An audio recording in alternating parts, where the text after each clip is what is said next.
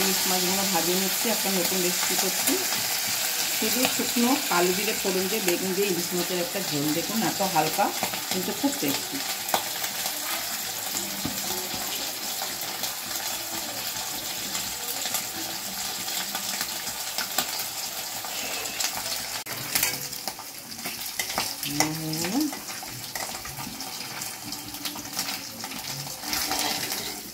খুব একটা হালকা ঝোল, ইলিশ মাছে এমনি কিছুই লাগে না। ইলিশ মাছগুলোকে ফার্স্ট হালকা করে ভেজে নেব, নিয়ে আপনার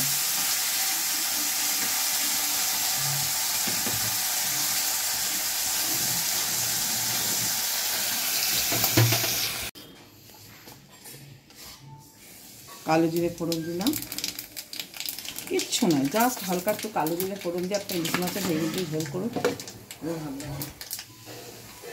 বেগুন দিচ্ছি,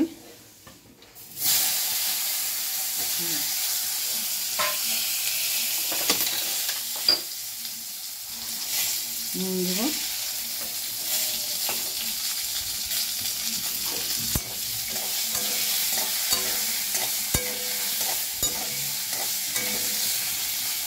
এগুলোকে একটু হালকা ভাজা ভাজা করে নেবো, নিয়ে জল দেবো।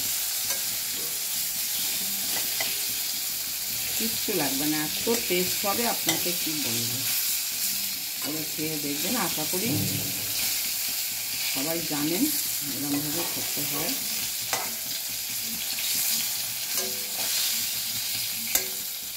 এটা একটা বাংলাদেশের রান্না, খুব হালকা, মশলাটা আরও কমই খায়। হলুদ দেব, নুন দিলাম, হলুদ দেব,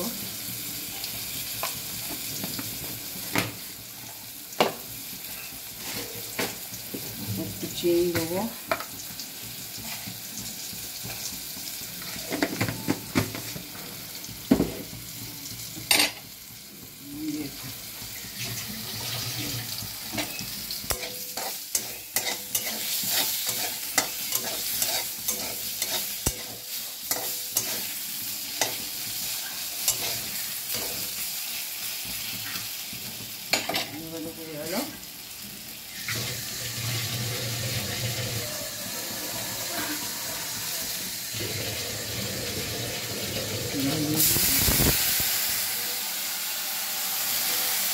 আগুনটা একটু আস্তে করে দেওয়া উচিত ছিল,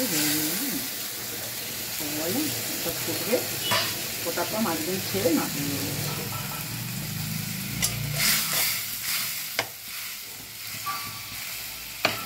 যাক দিয়ে ওটাকে সেদ্ধ হবে। ব্যাস, এবারে মাছগুলো দিয়ে দিলাম। কত হালকা রান্নাকারী দেখুন একটা।